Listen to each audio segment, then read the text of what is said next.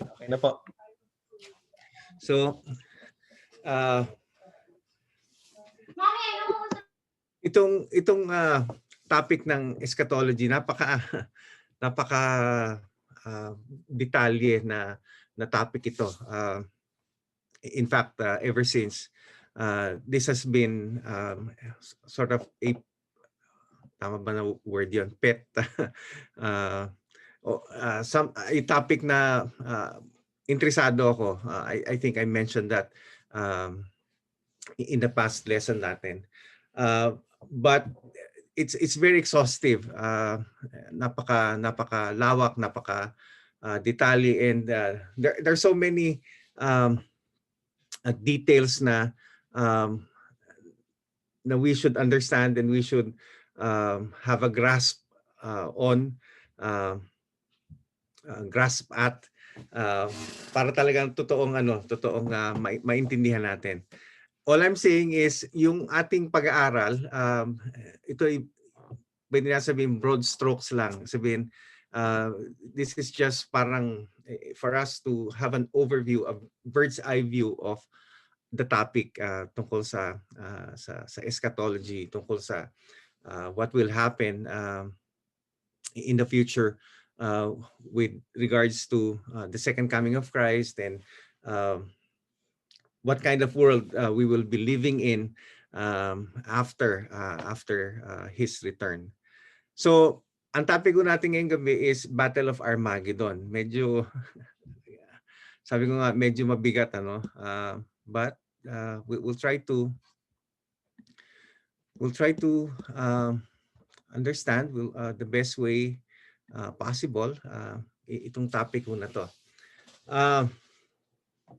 Okay, in front of us we have yung chart po, ano ho, and ito yung tinatawag na 7-year tribulation period. And yung pinag-usapan na natin na seals, trumpets, and bowls, sets of judgments, I think more or less we were able to understand kung ano itong mga to and at what point ng tribulation period mangyayari ito.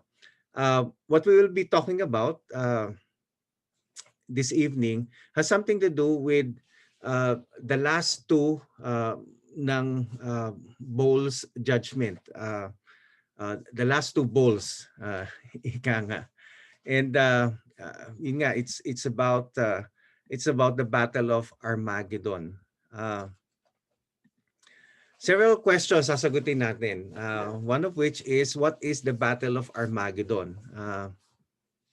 The word Armageddon, and it only appears in the Bible one time sa Revelation chapter 16, verse 16. And what Armageddon means is Mount Megiddo. It's from the Hebrew word har, Magidon. Har means mountain, and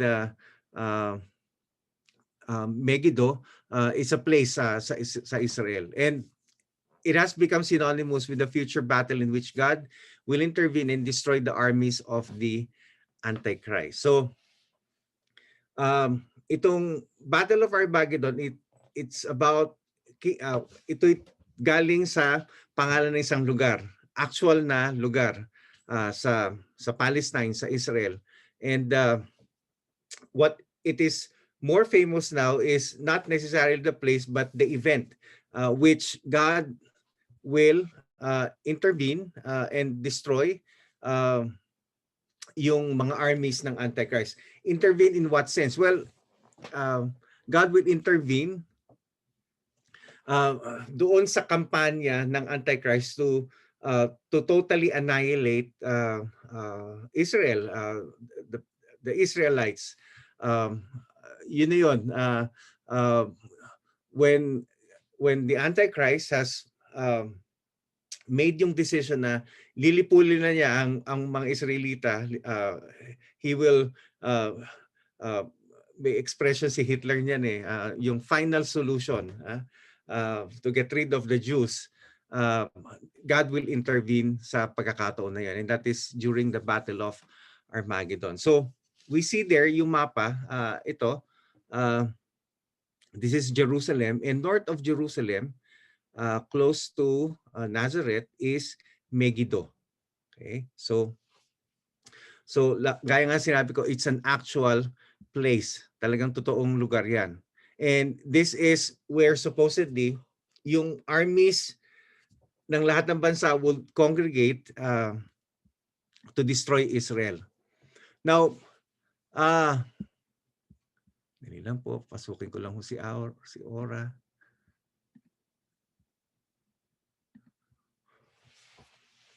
So, sabi ng Revelation chapter 16 verse 12 to 16. Who would like to read this po?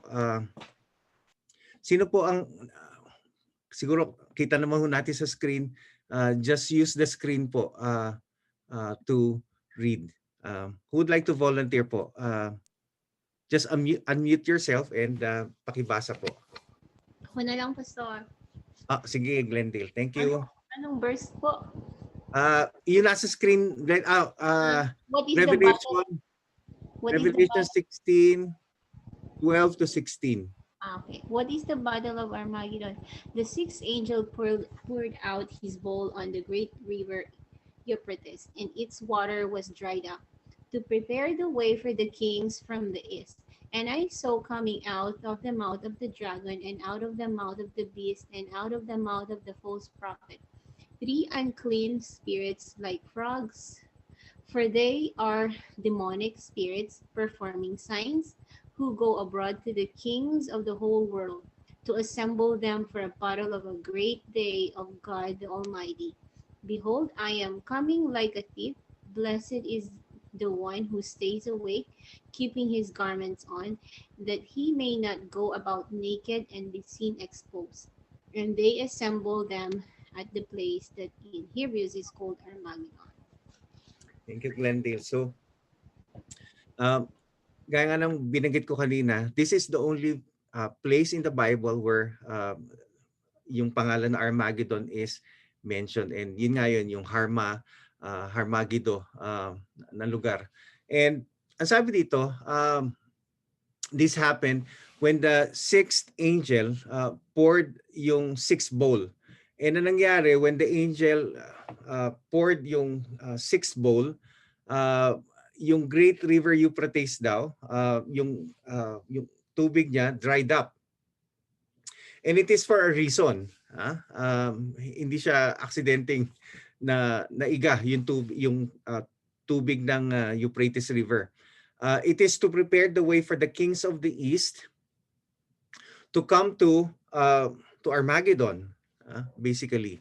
And there are prophecies na hindi lamang kings of the east ang tinutukoy dito, but also meron tinatawag na kings of the north, yung Gog and Magog, and then also yung kings of the south. And sabi nila, these are the nations daw in north of Africa. So itong mga bansang ito, they will congregate specifically sa Armageddon, and they will be assembled. Sabi diyan in verse 13, sabi niya meron daw masamang spirito na galing sa bibig ng dragon. Alam natin yung dragon ay sino? Si Satan. And then pumasok siya sa bibig ng or galing itong mga masamang spirito rin galing din sa bibig ng Antikristo, ng beast, and also ng false prophet. And ang sabi niya, ang purpose nila is to perform signs, who go abroad to the kings of the whole world to assemble them for battle on the great day of God the Almighty. Maraming pag-aaral, marami akong nabasa mga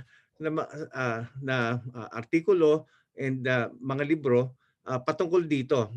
And pinag-uusapan kung bakit, ano yung dahilan kung bakit nakumbinsi ang lahat ng mga bansa na magpadala ng kanilang army sa Megiddo and to fight ang mga Israelita. And the only explanation na pwede natin sabihin na that convinced them is that they were convinced by these evil spirits that came from the mouth of the dragon, the beast, and the Antichrist and the false prophet. So, sabi doon, uh, um, uh, lahat ng bansa represented doon sa kampanya na 'yon, sa digmaan na 'yon. And um, when will this battle take place? Kailan mangyayari ito? Well, gaya nga ng binanggit natin kanina, after ng sixth seal, ito po, the Euphrates is dried up, world armies gather to Armageddon, and then yung seventh seal is the earth is utterly shaken. Magkakaroon ng malawakang paglindol. Bold judgment. Ano ba sabi ko? Seal, sorry. Bold judgment. Ito yung last set of judgment. So, mangyayari ho to after ho ng last set of judgment, which is yung bowl judgment. And yun nga po, as I have said. Why will this battle take place? Bakit mangyayari itong Battle of Armageddon? Bakit kinakailangan mangyari ito? Well, nakita natin dyan sa aking right hand side, yung scale of justice. Number 1, God's judgment on the demonic power. So in Revelation chapter 19 verse 1 and 2, we don't have time to read it, but you can read it later. Sinasabi dyan na it is for God to judge lahat ng kanyang kaaway. And specifically, it talks about yung si Satan, it talks about yung beast and the false prophet together with their cohorts. And kasama din doon is yung tinatawag na harlot. There is a character mentioned there na ang tawag sa kanya is harlot, and supposedly yung harlot na yon is a religious system. It's a ecumenical religious system that deceived the world. Well, we have that spirit na nangyayari. Yung spiritong yon is already happening ngayon, and it will have its free course pagdating ng tribulation period. So also it is a judgment of all the nations that have rejected him. In Revelation 19 verse 15, sabi yan, now out of the mouth goes a sharp sword that with it he should strike the nations, and he himself will rule them with a rod of iron. He himself treads the winepress of the fierceness of wrath of the Almighty God. So mamaya ikaklaro natin kung ano ibig sabihin ng talatang ito, no? Pero what it is just saying at this point sa atin, at this point ng ating pag-aaral, is that it is a time when God will for the last time will judge all nations who have rejected him. Who will be at this battle? Sino ba ang involved sa battle na ito? Well, all nations. Sabi sa Joel chapter 3 verse 2, lahat ng mga bansa. And pag sinabi nating lahat, lahat talaga 'yon. In the Bible,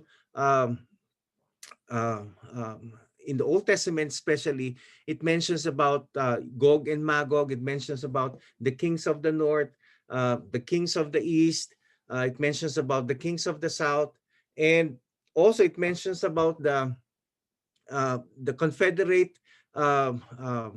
nations that from where the Antichrist came from. So ito'y buong bansa, lahat ng tao, lahat ng tao na hindi ligtas, they will be 100% behind this campaign.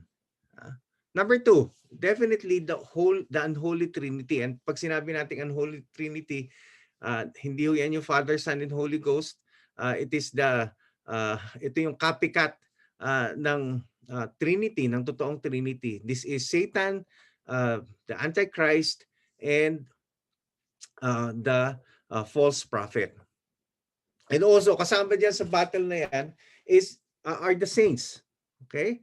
Um kaya tayo naniniwala na there are two phases ng second coming ng Panginoong Hesus, one being the rapture and the other one is the day of the Lord, the actual coming of Christ, the physical coming of Christ and the setting foot of his feet uh, on the Mount of Olives. We have these two phases kasi ang sabi ng Bible, one, Christ will come to get his church, so that is the rapture, and the other one is Christ will come together with the church, together with his holy ones. And pag sinabi nating saints, pag sinabi nating church, pag sinabi nating holy ones, tayo ho to. Tayo na na-rapture na ho, tayo na na-resurrect na. And alam natin ho yung nangyari, no? After ng rapture, after ng resurrection, magkakaroon ng judgment seat of Christ. And then for 7 years, we will be in heaven together with the Lord. And then bababa rin tayo kasama niya. And definitely, the King of Kings and the Lord of Lords, who is no other than the Lord Jesus Christ. So, ito ang mga personalities involved during the Battle of Armageddon. Now, where will this battle take place? Now, doon lang ba ito sa tinatawag na Armageddon? Well, no. There are 3 places na binanggit ho sa Bible, sa Book of Revelation and also sa mga books sa Old Testament that talks about itong event na ito. Itong event na darating ang Panginoon and then all the nations will gather to fight against Israel. And ito yung 3 lugar. One is Megiddo. Okay? And yun nga po, ito yung Armageddon. This is Armageddon and this is, well, Armageddon and Megiddo is the same. And then it also mentions about the Kidron Valley or the Valley of Jehoshaphat. Mamaya po makikita ho natin yung passage. This is between Jerusalem and the Mount of Olives. Okay? So this is Jerusalem, and on the eastern side of Jerusalem is the Mount of Olives. And if this is the Mount of Olives, remember who yung Mount of Olives? Doon ho nag-ascend ang Panginoong Jesus. Doon ho siya umakyat papunta ng langit. And in between ho ng Jerusalem at saka Mount of Olives, ito yung tinatawag na Valley of Jehoshaphat. And also, Edom. Okay? And specifically, ito hong maliit na city na to, ang tawag ko dyan ay Bosra. Now, saan pa sa Bible yon? Revelation chapter 16 verse 16, sabi nga ho doon, Armageddon yon. Joel chapter 3 verse 4, ang sinasabi naman doon, let's open doon po sa Joel chapter 3 verse 2. Joel chapter 3 verse 2. And this is the thing that's amazing about Bible prophecy. Okay? It's amazing na Revelation talks about certain events, but it's not only isolated sa Book of Revelation. We can find this in other passages. Ibig sabihin, there is consistency of message. Let me read Joel chapter 3 verse 2. Sabi diyan, I will gather all the nations and bring them down to the valley of Jehoshaphat and will enter into Jerusalem with them. Mamaya babasahin ho natin yung part 2 na yon. But what's important ho dito is sinabi niya, I will gather the nations and bring them down to the valley of Jehoshaphat. And if we will continue to read the verse, makikita ho natin na it's talking about the same event. Okay? So, Valley of Jehoshaphat, ito ho, malapit sa Jerusalem. And also, it mentions about Isaiah, sa Isaiah chapter 34, verse 1 to 6. If you want to, I advise you, I suggest na basahin ho natin ito. Mamaya po, ito yung Edomite city of Bosra. Dito naman ho ito sa baba. So, from this point up to here po is estimated na mga 180 to 200 kilometers. And that would be the venue of the battle. Tawagin natin Battle of Armageddon, but actually it's not only limited sa Har Megiddo, but also it extends hanggang pababa through Jerusalem hanggang sa Edom. And sabi ko nga sa inyo, this stretch is about 180 to 200 miles. And mamaya, there's a description kung anong mangyayari doon sa gera. And it will cover that space, it will cover that range ng geography. What is going to happen at this battle? Anong mangyayari sa gera ho na ito? Well, number one, if you're taking notes, maganda po write down Zechariah. Tama ba? Zechariah o Zachariah? Mali yata ang aking pagkakasulat. Okay. Zechariah yata, ano ho? Zechariah? Yeah, Zechariah. Oh, sorry po. Sorry po, Zechariah po yan. Zechariah 14 verse 1 to 4 and also Revelation 19, 11 to 16. And it's talking about the same event. Okay? Basahin muna ho natin itong Zechariah and himay-himayin lang ho natin. Sabi yan, Zechariah 14, 1 to 4. Then the Lord will go out and fight against those nations as when he fights on a day of battle. Now, dito sa verse 3,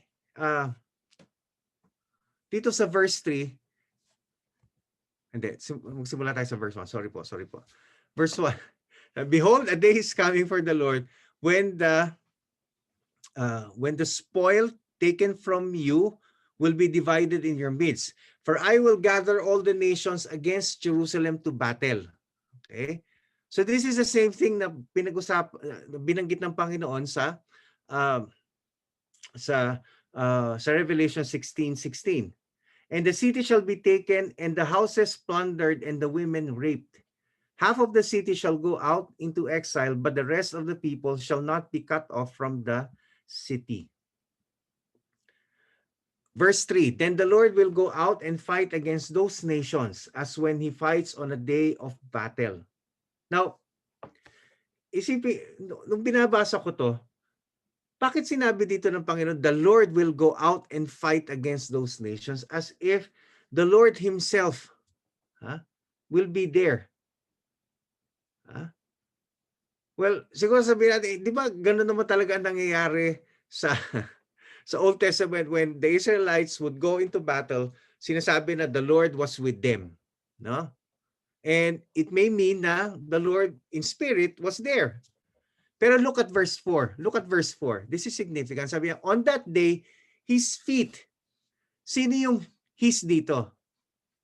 Obviously, it's the Lord. Diba? Sabi niya, his feet shall stand on the Mount of Olives that lies before Jerusalem on the east.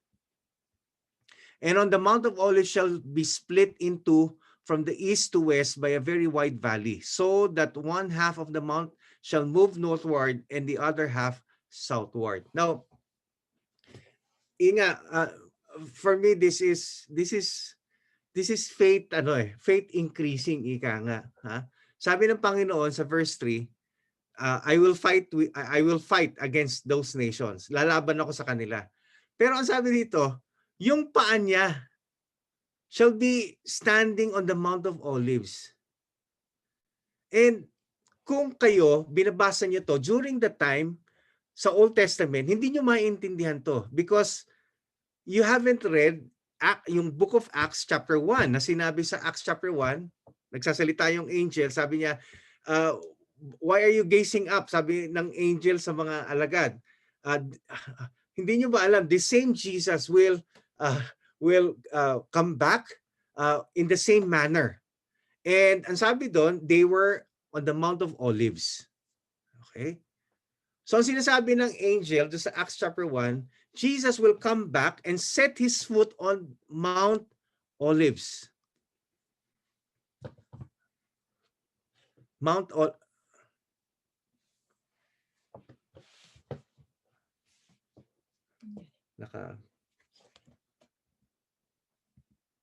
Dali lang po.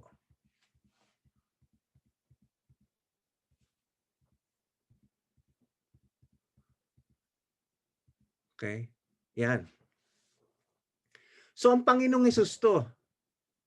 And well, kahit na ano sabihin nila na yung mga hindi naniniwala na Diyos ang Panginoong Hesus, well, obviously si Yahweh, this is the Lord. Ano ho, tetragrammaton ho to eh. Ito hong the Lord dito. 'Di ba? Capital L, capital O, capital R, capital D. Pag sinulat ho ito na ganito sa Old Testament, ano ho to? Sa Hebrew ho is Lord to, YHWH. Okay? Ang Yahweh ho ito, the Lord, this is Yahweh. This is pertaining kay Yahweh. And itong his na to, si Yahweh to. Pero ang paa niya pupunta sa Mount Olives. Obviously, because of progressive revelation, we are now in a time na na-reveal sa atin yung Acts. Alam natin ang Panginoong Hesus to. And then nung pag-apak ng Panginoong Hesus sa tindi ng kanyang kapangyarihan, nahati yung nagkaroon ng valley, nagkaroon ng split between the east at saka ng west. So that's Zechariah. Now let's look at the book of Revelation. And it's talking about the same thing. It's talking about the same event. Sabi niya, then I saw heaven open, and behold, a white horse. The one sitting on it is called Faithful and True. And in righteousness he judges and makes war. His eyes are like a flame of fire, and on his head are many diadems. And he has a name written that no one knows but himself. He is clothed in a white robe dipped in blood. Okay? Bakit ito dipped in blood? Because he is on a warpath. Okay. He is no longer the humble, the suffering servant na nakasakay sa donkey during Palm Sunday. No, he is now the conquering king, ang Panginoong Hesus. He is clothed in a robe dipped in blood, and the name by which he is called is the Word of God. Oh, sounds familiar. John chapter 1 verse 1. In the beginning was the Word, and the Word was with God, and the Word was God. And the armies of heaven, arrayed in fine linen, white and pure. Now, there are other references in the Old Testament na yung armies niya is also referred to as the holy ones of God. Yung mga banal ng Panginoon. Now, sino to?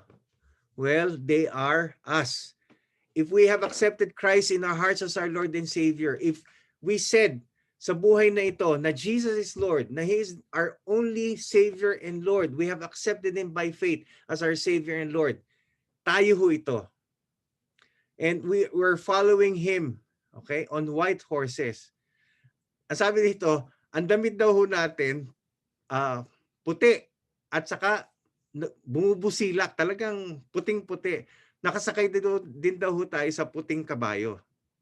Now, ito, tanungin natin. Bakit ang Panginoon, ang damit niya pula? As if dipped in blood. Pero tayo, puti. Mamaya malalaman natin kung bakit. From his mouth, siguro alam niyo na kung bakit din. From his mouth comes a sharp sword with which to strike down the nations, and he will rule them with a rod of iron. He will tread the winepress of the fury of the wrath of God, the Almighty. On his robe and on his thigh, he has a name written, King of Kings and Lord of Lords. Oh, how I pray that I right now would be seeing that I would be seeing this scene ng glory ng Panginoong Hesus. And the more this becomes true to my vision, the more this becomes true to my heart and my mind, the more that I see the world becomes smaller and smaller and insignificant, considering the glory of our Lord Jesus Christ. Number 1, from the passages na binasa ho natin, what is going to happen at this battle? Well, number 1, God will allow Jerusalem to be captured. Okay? So, yung kampanya ng Antikristo, together with all the nations, all the armies, they will succeed obviously. Okay? Obviously. But it will just be for a season. Okay? And ito ho is Jesus justified to engage yung sarili niya sa gera na ito? The answer is yes. Why? Because Jerusalem is his city. Remember, Jesus is the king whose kingship is connected to the kingship of David. Di ba? Kaya nga we have yung genealogies. It's to prove na Jesus is from the line of David. So, ang Panginoong Hesus, he's the rightful heir to the throne of David. And Jerusalem is the capital of the kingdom of David. And sa pagkakataong ito, alam ho niya, being the king of the people of Israel, being the king of Jerusalem, his kingdom is being conquered by enemies, by ano bang tawag doon? By yung mga lumulusob. Yeah. And parang panahon ng Hapon, ha? It is just right for the Lord Jesus Christ to come back and to be engaged sa battle na to, because yung Jerusalem, which is his kingdom, which is the capital of his kingdom, is under siege by an enemy. And he must win it back. He must win his people back. He must win his throne back. And then, sabi yan, then he will come and fight for them. Sabi sa Zechariah. And also sa Book of Revelation. And what would be the result? The result is total annihilation of God's enemies. And this is remarkable for me. Sabi ng Revelation chapter 14 verses 19 hanggang 20. And the winepress was trodden outside the city, and the blood came out from the winepress up to the horses' bridles for a distance of 200 miles. Well, alam na natin ang mangyayari, di ba? What will happen? From his mouth comes a sharp sword with which to strike down the nations. I was trying to imagine ilang kayang strike ng kanyang sword did it take to wipe out yung kanyang mga kaaway? Actually, the obvious answer for that is just one strike. It took one stroke to finish all his enemies. In fact, itong sharp sword na to, it's not a literal sword. Kasi galing sa bibig niya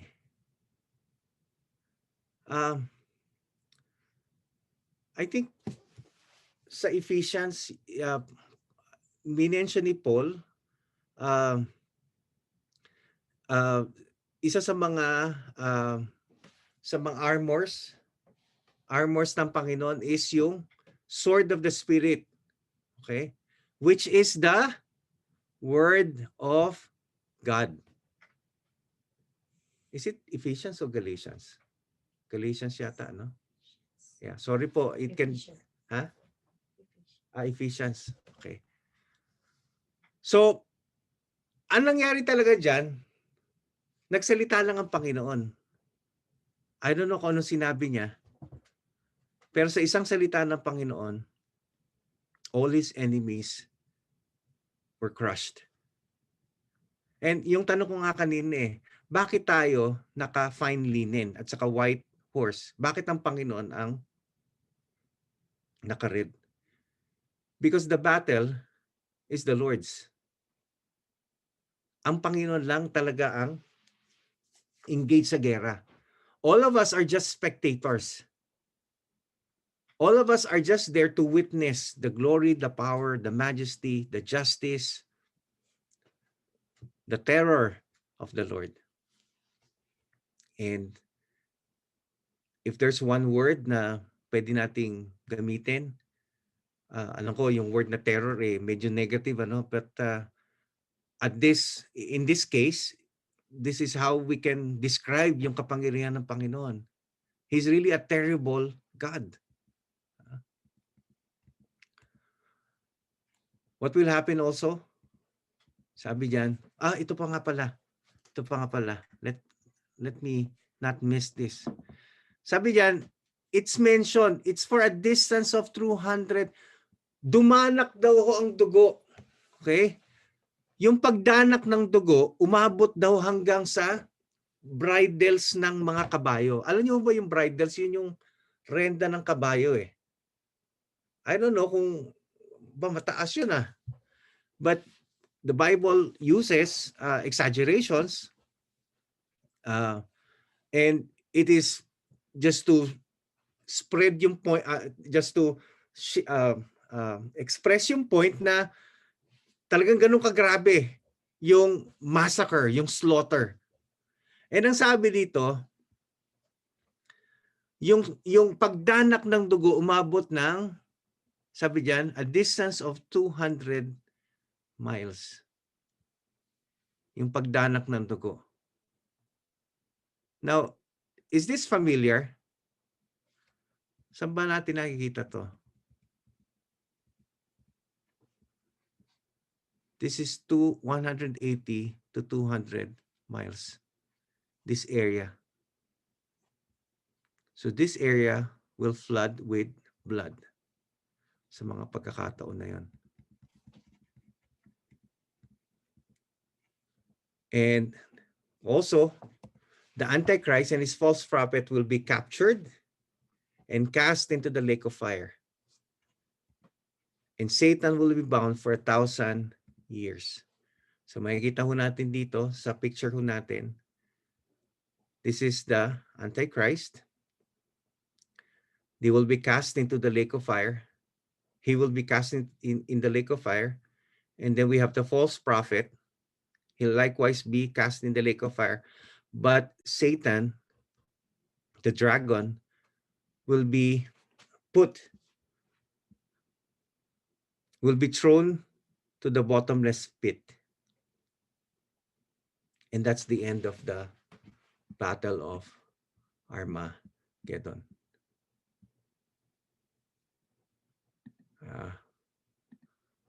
I hope nandiyan po ba kayo?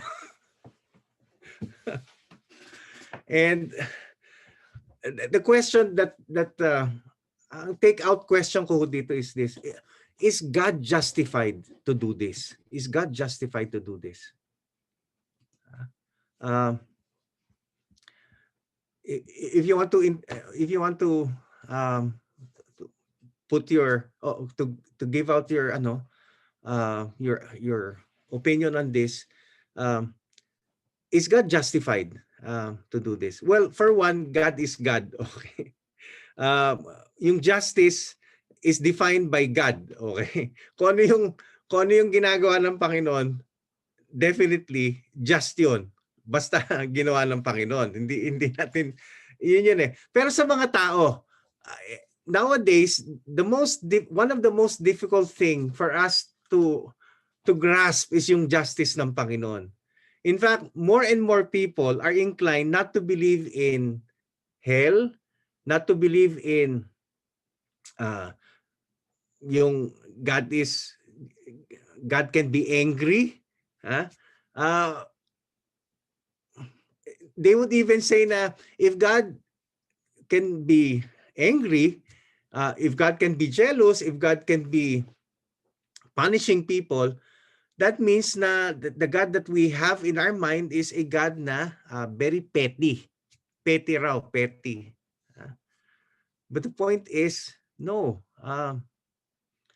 God's justice is based on His righteousness. Okay? And ito ho ang Diyos ho, hindi ho siya katulad ng tao na ang justice ho natin, yung anger ho natin, yung wrath natin is based sa ating whim, and it's based primarily on how we feel. Okay? Pero ang Panginoon hindi eh. Ang Panginoon nakabase siya kung ano ang matuwid. In fact, magtataka tayo na bakit ang Panginoon, ang tao, parang ganito eh, yung alam niyo may nagkwento sa akin na meron daw isang siraulo. Tawid ng tawid sa mahilig tumawid sa sa busy na kalsada. Tapos pagtatawid siya, nagmamadali siya. Tapos pag nakatawid na siya, sasabihin niya, tingnan mo, hindi ako nasagasaan. Tapos paulit-ulit ginagawa niya yun. Tingnan mo, hindi ako nasagasaan. Di ba may karatula pa sa Pilipinas o sa EDSA? Nakalagay doon sa karatula sa EDSA. Di ba yung panahon ni Bayani? Yung MFDA chairman, si Bayani Casimiro ba yan? Nakalimutan ko na si Bayani. Sabi nun, bawal tumawid, nakamamatay. Bayani Fernando. Yeah, Bayani Fernando. Iba pala yung Bayani Casimiro. Sorry po. Di ba naalala niyo yun? Di ba? Bawal tumawid, nakamamatay. So itong medyo siraulo na to. Sabi niya, tawid siya na tawid. Hindi naman ako nasagasaan. Hanggang sa dumating yung punto na pagtawid niya, nasagasaan na siya. Hindi na nakakatawa yun. Di ba? In the same manner, ganun din sa Diyos. The Bible says, well, from the very beginning, when Adam and Eve fell and sinned and rebelled and disobeyed God, yung sa utos ng Panginoon na do not eat of the fruit of the knowledge of good and evil. And then, kinain nila yun. Sabi ng Panginoon, pag kinain yan, on the day you eat of it, you will die. Okay? Pero did they die? No, they did not die. Sa kabila ng nilikha sila ng Panginoon from dust, sa kabila ng mga pagpapala sa kanila ng Panginoon, nagrebelde pa rin sila sa Panginoon. Mas inisip nila na they can be like God, which is something na God forbids, di ba?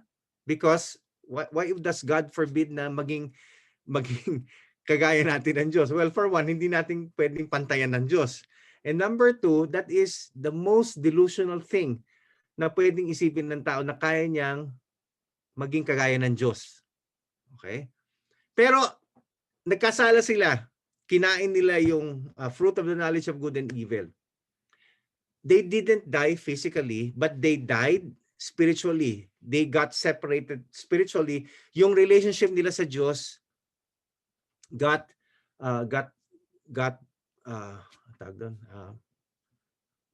separated o naputol, severed. So, yun yung spiritual death. Pero physically, hindi pa sila namatay. And in fact, ang sabi ng Panginoon, di ba dati kumuha sila ng mga dahon. Kumuha sila ng dahon ng fig leaves at tinahin nila yan. Tapos yun yung ginawa nilang damit. Pero sabi ng Panginoon, hindi pwede yan. Okay? That cannot cover for nakedness. And yung nakedness, it's one of the result ng kasalanan. Okay? Ang sabi ng Panginoon, okay, tatanggalin ko yan, and I will clothe you with leather, with skin. And what's the significance of that? Para maging damit natin ng leather, anong dapat mangyari? Somebody or some animal has to die. Okay? And doon makikita natin na from the very beginning, yung redemption ng Panginoon has been given to man. But still, from the time na God created man and women on earth, men and women on earth, man and woman, and humanity on earth, hanggang sa panahon natin ngayon, man has been rebelling against God. And the way man rebel against God becomes more and more intensified. And it has come to a point doon sa tribulation period na talagang it has exceeded. Sabi nga, di ba, napuno na ang salop, ika nga. Pero binanggit doon, napuno na yung ubas, kinakailangan ng i-crush. And it is just right for God to do it because if we will not have a right understanding of who God is, we will never understand the justice ng Panginoon. Okay? Sino sa inyo ang kinagat ng langgam? Dati pa. O kinagat ng lamok? Ayan, okay lahat. Anong natural reaction nyo pagkagat ng lamok? Di ba? Hindi yung pagkagat ng lamok sa'yo, sige, huwag mo nang uulitin, ha? Huwag mo nang uulitin, ha? Tapos lilipad yung lamok. Tapos uulit uli, kahagat uli. Tapos tad-tad ka na ng kagat. Sabi mo, sige, huwag mo nang ulitin. Eh tayo nga, isang kagat ng patay na. Now, I believe yung illustration na yun might be very, very insufficient when it comes to comparing it sa justice ng Panginoon, how God feels about our rebellion against Him. Pero the point is, the more we understand the bigness, the glory ng Panginoon, who He is, the awesomeness, the majesty of God, and us who is rebelling against Him, maintindihan natin na it is just right for God to judge us. Pero the good news is, we have redemption through Jesus Christ. Amen? We have redemption through Jesus Christ. And the ultimate rejection of God is once we hear yung gospel ng Panginoon, but still we would say, I don't care about the love of God shown through what His Son has done. That's the ultimate poke in the eye sa Panginoon. And yun po. Okay, so yun lang po. May question po kayo tungkol sa ating pong topic. And hindi pa po tayo nagtatapos. There are still events happening. Magtatapos po tayo hanggang sa new heaven and new earth. Okay? Doon po tayo magtatapos. Okay. Pero okay, big question po bago tayo maghiwa-hiwalay uli.